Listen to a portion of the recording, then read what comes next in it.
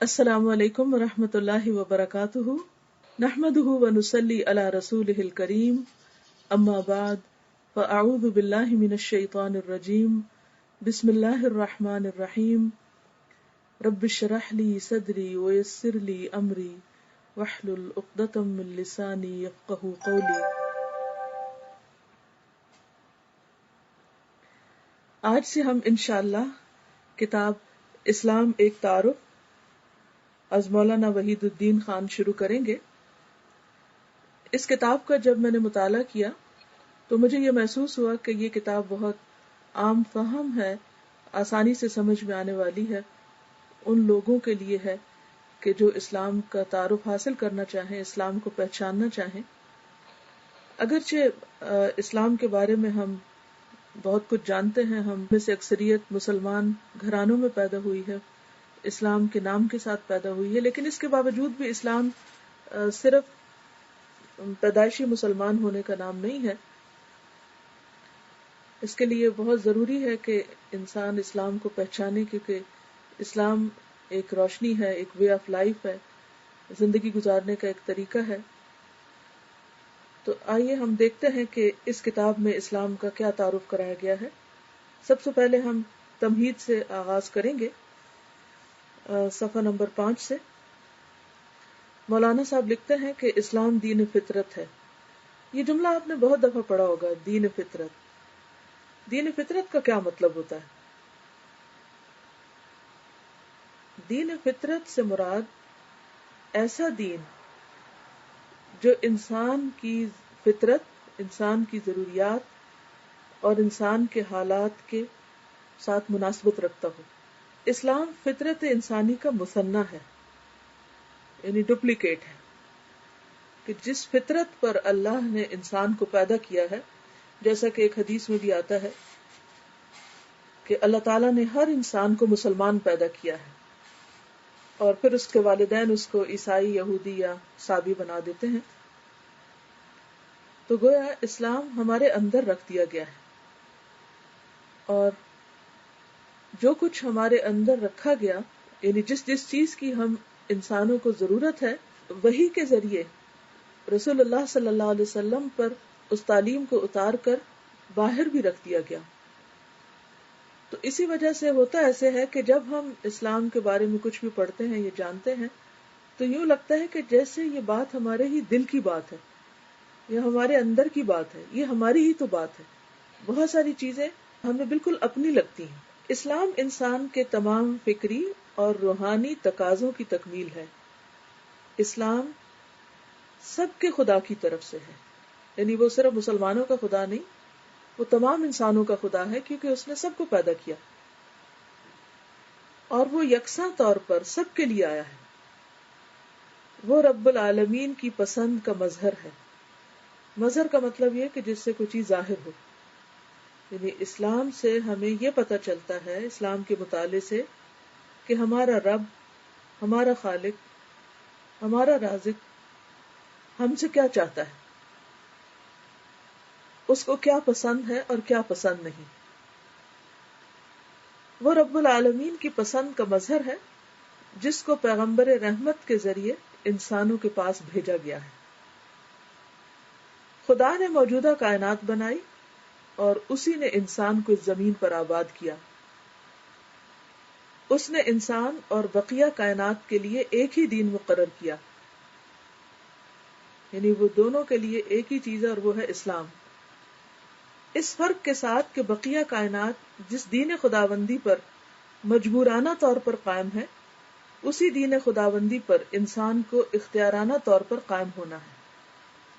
یعنی اللہ تعالیٰ نے جتنی بھی چیزیں بنائیں، ان کو کیا کرنا ہے، کس مقصد کے لیے بنائی گئی، وہ تمام چیزیں اپنا اپنا مقصد پورا کر رہی ہیں۔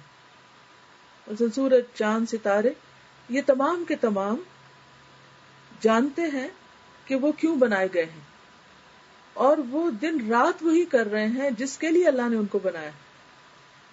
اسی طرح ہماری زندگی کا بھی ایک مقصد ہے، اور اللہ نے ہمیں بنایا اور ہماری زندگی کا ایک مقصد بھی بنایا، اور پھر اس کی رہنمائی بھی کی، اور وہ رہنمائی پیغمبروں کے ذریعے کی۔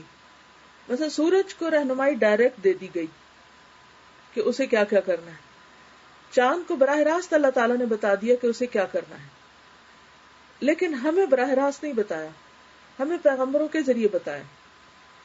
دوسرا فرق یہ ہے کہ سورج اور چاند کو مجبور بھی کیا گیا کہ جس کام کے لیے انہیں بنایا گیا ہے وہ وہی کام کریں، اس کے علاوہ وہ اپنی مرضی نہیں کر سکتے، وہ ایک لمحے کے لیے بھی ادھر ادھر نہیں ہو سکتے، وہ وہی کرتے ہیں جو ان کو کہا گیا، اور یہی حال کائنات کی باقی مخلوق کا بھی ہے۔ لیکن انسان کو اللہ نے مجبور نہیں بنایا، انسان کو پیدا کیا، اس کا مقصد بنایا اور پیغمبروں کے ذریعے اس کو بتا دیا کہ وہ کیوں بنایا گیا ہے۔ اب انسان کو اختیار دیا گیا کہ وہ چاہے تو اس اطاعت کو قبول کرے اور چاہے تو نہ کرے۔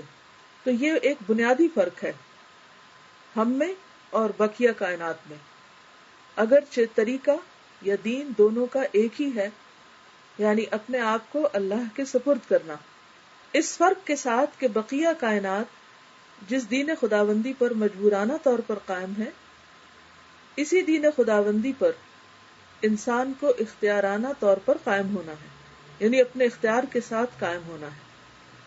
درخت زمین پر سیدھا کھڑا ہوتا ہے مگر اس کا سایہ زمین پر جھکا ہوا ہوتا ہے، یہ درخت کے لیے تواضع کا عمل ہے۔ اسی طرح انسان سے مطلوب ہے کہ وہ اپنی زندگی میں تواضع کا رویہ اختیار کرے۔ خلا میں بے شمار ستارے اور سیارے ہیں، سب کے سب مسلسل حرکت کر رہے ہیں مگر ان میں ٹکراؤ نہیں ہوتا۔ اس کی وجہ یہ ہے کہ ہر ستارہ اور سیارہ اپنے متعین مدار کے اندر گھومتا ہے، یعنی اپنے آربٹ کے اندر گھومتا ہے۔ یہی روش انسان کو اس طرح اختیار کرنا ہے کہ ہر ایک اپنے اپنے دائرے میں سرگرم ہو۔ یہ بہت اہم جملہ ہے، اس کو انڈر لائن کر لیں کہ انسان کو یہ روش اور یہ طریقہ اختیار کرنا ہے کہ ہر انسان اپنے اپنے دائرے میں کام کرے، کوئی انسان دوسرے انسان کے دائرے میں داخل ہونے کی کوشش نہ کرے۔ مطلب اس کا یہ ہے کہ اللہ تعالیٰ نے انسانوں کو مختلف صلاحیتوں کے ساتھ پیدا کیا، کسی میں جسمانی طاقت زیادہ ہے، کسی کے پاس ذہنی قوت زیادہ ہے۔ ہر انسان کو اللہ تعالیٰ نے مختلف طرح کی صلاحیتیں اور طاقتیں دی ہیں، اور ہر انسان کو ایک خاص مقصد کے لیے پیدا کیا ہے، لیکن عموماً ہم اس بات کو بھول جاتے ہیں۔ ہم دوسرے انسانوں کو کاپی کرنے کی کوشش کرتے ہیں اور ہم سمجھتے یہ ہے کہ نیکی وہ ہے جو کوئی دوسرا کر رہا ہے، خواہ ہم وہ کرنے کے قابل ہوں یا نہ ہوں، اور اسی وجہ سے بہت سے لوگ غم اور غصے اور فرسٹریشن کا شکار رہتے ہیں کہ وہ نہیں کر رہے جو دوسرے کر رہے ہیں، حالانکہ ان کے پاس بھی اپنا ایک کھلا دائرہ موجود ہے، اختیار موجود ہے، صلاحیتیں اور طاقتیں موجود ہیں جن کو وہ بہترین طریقے سے استعمال کر کے بہترین کام کر سکتے ہیں۔ لیکن شیطان ان کو یہ چیز بھلوائے رکھتا ہے، لہٰذا وہ اپنا وقت بھی ضائع کرتے ہیں اور دوسروں کو ستانے کا بندوبست بھی کرتے ہیں اور دوسروں کا وقت بھی ضائع کرتے ہیں۔ دنیا میں یہ نظام ہے کہ درخت آکسیجن نکالتے ہیں جو زندہ حیوانات کے کام آتی ہے، یعنی انسان اور جانور اس سے فائدہ اٹھاتے ہیں، اور حیوانات کاربن ڈائی آکسائڈ نکالتے ہیں جس کو درخت لے لیتے ہیں، یعنی دونوں کا الگ الگ دائرہ کار ہے، دونوں ایک دوسرے کے لیے مفید ہیں۔ یہ کائنات میں خدا کا قائم کردہ نظام ہے۔ یہی طریقہ انسان سے بھی مطلوب ہے۔ انسانی سماج کا لفظ اس کتاب میں کافی دفعہ استعمال ہوگا۔ سماج کا مطلب ہوتا ہے معاشرہ، سوسائٹی۔ انسانی سماج میں یہ ہونا چاہیے کہ ہر ایک دوسرے کے کام آئے، ہر ایک دوسرے کے لیے نفع بخش بننے کی کوشش کرے۔ پہاڑوں سے چشمے جاری ہوتے ہیں، وہ بہتے ہوئے بار بار چٹانوں سے گزرتے ہیں، مگر کوئی چشمہ کبھی چٹان کو توڑنے کی کوشش نہیں کرتا، بلکہ چٹان کے اطراف سے اپنا راستہ نکال کر آگے بڑھ جاتا ہے۔ یہی طریقہ انسان کو بھی اپنی سرگرمیوں میں اختیار کرنا ہے۔ وہ مسائل سے لڑنے کی کوشش نہ کرے، وہ مسائل کو نظر انداز کرے اور مواقع کو استعمال کر کے اپنی زندگی کی تعمیر کرے۔ اس کو بھی انڈر لائن کر لیں، یہ آج کی یاد رکھنے کی باتوں میں سے ہے۔ ہم میں سے کوئی شخص ایسا نہیں جس کی زندگی میں مسائل نہ ہوں۔ جب تک کوئی زندہ ہے، جب تک کوئی اس دنیا میں ہے، وہ لازماً مسائل کا شکار رہے گا. مسائل کو ہم ختم نہیں کر سکتے، وہ زندگی کا حصہ ہیں، بالکل ایسے ہی جیسے سانس لینا زندگی کا ایک حصہ ہے، اس کے بغیر زندگی نہیں. تو ایسے ہی ہر روز نت نئے مسائل کا جنم لینا بھی زندگی کا ایک حصہ ہے. تو اس کا حل یہ ہے کہ ہم ان کے پیچھے نہ پڑیں، ان کو نظر انداز کر دیں، اور اس کے برعکس ہماری توجہ مواقع پر ہو، اپرچونٹیز پر ہو، کہ میرے پاس کچھ کام کرنے کا کیا موقع ہے، کون سی صلاحیت ہے، کیا کیا جا سکتا ہے. نہ یہ کہ انسان صرف رکاوٹوں کو دیکھتا رہے کہ میں کس کس چیز کی وجہ سے کام نہیں کر پاتی، اور پھر یہ کہ انسان ان چیزوں کو اپنے لیے ایک مسئلہ بنا لے. اس طرح انسان کی زندگی ضائع ہو جاتی. سمندر سے بھاپ اٹھتی ہے اور بادل بن کر بارش کی صورت میں زمین پر برستی ہے. وہ ایک ملک اور دوسرے ملک کے درمیان امتیاز نہیں کرتی، یعنی فرق نہیں کرتی. وہ تمام کھیتوں اور باغوں کو یکساں طور پر سیراب کرتی ہے. یہی معاملہ انسان کا بھی ہونا چاہیے. انسان کی فیض رسانی کو بھی بارش کی طرح عام ہونا چاہیے. اس کو اپنے ماحول میں اس طرح رہنا چاہیے کہ بارش کی مانند اس کا فیض سب کے لیے عام ہو. یعنی انسان خلق خدا کو فائدہ پہنچانے والا ہو. یہ نہ دیکھے کہ فائدہ اٹھا کون رہا ہے، یہ دیکھے کہ اس کا فائدہ زیادہ سے زیادہ کتنے لوگوں تک پہنچ سکتا ہے. خدا نے جو دین کائنات میں تکوینی طور پر قائم کر رکھا ہے، خدا نے جو دین کائنات میں تکوینی طور پر قائم کر رکھا ہے، یہ ایک نیا لفظ ہے، تکوینی طور پر. تکوین کا لفظ ہے نا کن سے ہے، کانا یکون، کن ہو جا. اور کن کیا ہے؟ اللہ تعالیٰ کا امر ہے، حکم ہے کہ یہ کرو، اور ساری مخلوق وہ کرنے لگتی. تو مثلا سورج، چاند، ستارے جو ہیں یہ اللہ کے فرما بردار ہیں، لیکن کس طرح کہ جو اللہ نے کہا کرو وہ کرتے ہیں. تو یہ سب کے سب مسلمان ہیں کیونکہ فرما بردار ہیں. تو جو وہ تکوینی طور پہ کر رہے ہیں، یعنی کلمہ کن کی وجہ سے کر رہے ہیں، وہی دین اسلام کی صورت میں انسان کو تشریعی طور پر دیا گیا ہے. تشریع کا مطلب ہے شریعت کے طریقے پر، یعنی رسول صلی اللہ علیہ وسلم کے ذریعے. بقیہ کائنات کا کامیابی کے ساتھ چلنا اس لیے ہے کہ وہ خدا کے مقرر کیے ہوئے دین کو کامل طور پر اختیار کیے ہوئے ہے. یعنی کائنات اتنی خوبصورت اور اتنی پرسکون اور بہترین کام کرتی ہوئی نظر کیوں آتی ہے؟ کیونکہ وہ اللہ کے حکم پر پوری طرح عمل کر رہے ہیں. اور زمین پہ بگاڑ کیوں، ہم انسانوں میں فساد کیوں؟ کیونکہ ہم مرضی کی بات کرتے ہیں، جتنا مرضی اور پسند کا دین ہوتا ہے وہ لے لیتے ہیں اور باقی چھوڑ دیتے ہیں. اسی طرح انسان کی کامیابی یہ ہے کہ وہ بھی اسی دین خداوندی کو اپنا لے، اسی کے مطابق وہ اپنی زندگی کے معاملات کو درست کرے. جو لوگ ایسا کریں وہ موجودہ دنیا میں بھی کامیاب ہوں گے اور موت کے بعد آنے والی دوسری دنیا میں بھی. دونوں دنیاؤں کی کامیابیاں اور سرفرازیاں ایسے ہی لوگوں کا حصہ ہیں.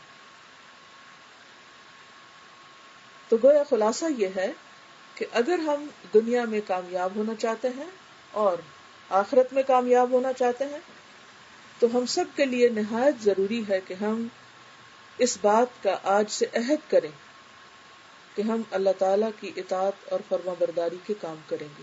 آج کے اس لیسن میں ایک بہت بڑی نصیحت ہے کہ اللہ تعالیٰ کے ہر حکم کو اہمیت دیں اور یہ یقین رکھیں کہ اس کا حکم ماننے میں میرا کوئی نقصان نہیں. اس کا ہر حکم خواہ وہ میری سمجھ میں آتا ہے یا نہیں، آسان ہے یا مشکل، وہ میرے ہی فائدے کا ہے اور اسی میں میری کامیابی ہے. تو اسلام دراصل اپنے آپ کو مکمل طور پر اللہ کے حوالے کرنے کا نام ہے. جیسے سورج نے اپنے آپ کو، چاند نے اپنے آپ کو اللہ کے حوالے کر رکھا ہے. قرآن مجید کی ایک آیت میں آتا ہے کہ اللہ تعالیٰ نے آسمان اور زمین سے پوچھا تھا کہ کیا تم خوشی سے آتے ہو یا ناخوشی سے؟ تو قالتا اتینا طائعین، تو دونوں نے کہا ہم خوشی سے تیری اطاعت کرتے ہیں، جو تو ہم سے چاہے گا ہم وہی کریں گے. تو ہم سب کو بھی کیا کہنا چاہیے کہ اے ہمارے رب، جو بھی تو ہم سے چاہے گا ہم وہ کرنے کو تیار ہیں. ہم ان سارے فیصلوں پہ راضی ہیں جو تو ہمارے لیے کرے. ہم تیرے فرما بردار اور تیرے اطاعت گزار بندے بننا چاہتے ہیں. تو اس معاملے میں ہماری مدد فرما. اب اگر کوئی سوال ہو تو آپ کر سکتے ہیں. کسی نے پوچھا کہ اگر کسی میں کوئی دنیاوی ٹیلنٹ ہو لائک انٹیریئر ڈیزائننگ کا تو کیا وہ اللہ کے راستے میں استعمال ہو سکتا ہے اور یہ کیسے کر سکتے ہیں؟ بالکل ہو سکتا ہے. اور اس کے لیے کیسے ہو سکتا ہے کہ جواب یہ ہے کہ قرآن و سنت کا مطالعہ کیا جائے. قرآن و سنت کو آپ یوں سمجھ سکتے ہیں کہ جیسے گاڑی کی 2 فرنٹ لائٹس ہوتی ہیں. اگر دونوں بجھی ہوئی ہوں اور گاڑی چل رہی ہو تو آپ سوچ سکتے ہیں کہ پھر حال کیا ہوگا.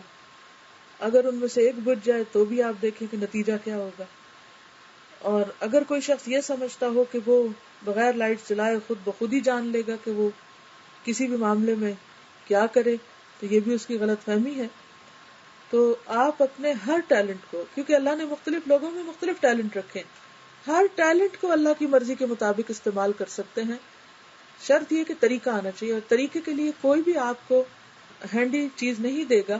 آپ کو دین کا مطالعہ کرنا ہوگا، اور جو آپ پڑھتے جائیں گے بہت سے گوشے آپ کے سامنے کھلتے جائیں گے. کسی سے اس طرح کے سوال کا جواب لینا ایسا ہی ہے کہ جیسے کوئی اپنی عقل اور سمجھ کے مطابق چند چیزیں آپ کو بتا دے اور وہ ادھوری ہوگی، اور خود دین کو سمجھ کر اپنا راستہ معلوم کرنا ایسے ہے کہ آپ کے سامنے پوری وسعت کے ساتھ ایک راستہ کھل جائے اور آپ اس پر پھر اپنی پسند اور ضرورت کے مطابق چلتے رہیں. تو میں یہی چاہوں گی کہ نہ صرف یہ کہ آپ بلکہ اور بھی جتنے لوگ ہیں ان کے پاس جو نالج ہے، جو ٹیلنٹ ہے، جو کام کر سکتے ہیں، ان سب کو پہچانے اور پھر ساتھ یہ جانے کہ اللہ تعالیٰ کو کیا پسند ہے اور کیا پسند نہیں، اور اس کو بھرپور طریقے سے استعمال کریں، کیونکہ زندگی ایک دفعہ ملی ہے، اسے رونے دھونے میں ضائع نہ کریں. دادا یہ ایک اسٹوڈنٹ نے کمنٹ کیا کہ ان کو یہ پوائنٹ بہت اچھا لگا کہ ہمیں دوسرے کے معاملات میں انٹرفیئر نہیں کرنا چاہیے بلکہ اپنے کام پہ فوکس کرنا چاہیے اور دوسروں کے لیے فائدے مند بننا چاہیے. الحمدللہ یہ بہت ہی اہم چیز ہے، کیونکہ بہت سی خرابیاں، فساد، تعلقات کی بربادی اسی وجہ سے ہوتی ہے کہ ہم اپنے کام بھول جاتے ہیں، اپنی ذمہ داریوں کو نظر انداز کر دیتے ہیں اور دوسروں کے معاملات میں دخل اندازی کرتے ہیں، اور اس سے دوسروں کو تکلیف بھی پہنچاتے ہیں اور اپنے فرائض کو بھی بھول جاتے ہیں. ہم اپنی نمازوں کا حال دیکھ سکتے ہیں، ان میں کتنا خشوع اور کتنی یکسوئی ہے. کیوں نہیں ہے؟ کیونکہ ہمارے دماغ میں اور چیزیں بھری ہوئی ہیں، اور ان چیزوں کے بارے میں ہم نماز میں پہنچ کر بھی سوچتے رہتے ہیں. تو اگر ہمیں اپنی حال پر ہماری نظر ہو جائے اور یکسوئی کے ساتھ ہم اپنا کام کریں تو آپ دیکھیں گے کہ آپ کو اپنے کام سے بھی خوشی ہوگی اور دوسروں کو بھی آپ خوشی پہنچانے کا سبب ہوں گے. دادا یہ انہوں نے کہا ہے کہ بعض دفعہ ہم اپنے آپ کو انڈر ایسٹیمیٹ کرتے ہیں، ایسے لگتا ہے ہم کچھ نہیں کر سکتے، تو اپنے ٹیلنٹ کو پہچاننے کا طریقہ کیا ہے؟ دیکھیں کہ اگر کوئی شخص اپنے آپ ہی کو نہیں پہچانتا تو اس سے بڑی مشکل کیا ہوگی اس کی. سمپل طریقہ یہ ہے کہ آپ یہ دیکھیں کہ کون سا کام آپ آسانی سے کر سکتے ہیں، آپ کو کرنا آتا ہے، آپ کو کر کے خوشی ہوتی ہے، اس سے دوسروں کو فائدہ پہنچتا ہے. اور مختلف ٹیلنٹس ہوتے کیا ہیں، یعنی مختلف سکلز جو دنیا کے کام کاج میں یا آخرت کے عمل میں فائدہ مند ہو سکتی ہیں، ان کو دیکھیں. مثلاً آپ کو کیا کیا کام آتے ہیں. اب یہاں مختلف کام اور پیشوں کی لسٹ تو میں نہیں دے سکتی، لیکن مثلاً لکھنا، پڑھنا، بولنا، کھانا پکانا، کپڑے سینا، اور اسی طرح دیگر بہت سے کام. ایک لمبی لسٹ ہوتی ہے آپ کے پاس، تو ان میں سے آپ دیکھ لیں کہ آپ زیادہ بہتر کیا کر سکتے ہیں. اور انہوں نے پوچھا ہے کہ اگر ہمیں لوگ اپنے معاملات میں انوالو کریں تو اس صورت میں ہمیں سچویشن کو کیسے ہینڈل کرنا چاہیے، نہ کر دینی چاہیے یا حکمت کے ساتھ کیسے معاملہ؟ جی، اگر تو آپ ان کی مدد کے قابل ہیں تو آگے بڑھیں، اگر نہیں ہیں تو آپ ان سے کہہ سکتے ہیں کہ میں اس قابل نہیں ہوں. امام مالک کے پاس ایک شخص ہزاروں میل کا سفر طے کر کے آیا. اس نے بہت شہرت سنی تھی امام مالک کی اور بہت ایکسائٹیڈ ہوگا کہ میں معلوم نہیں کیا کچھ سیکھنے جا رہا ہوں.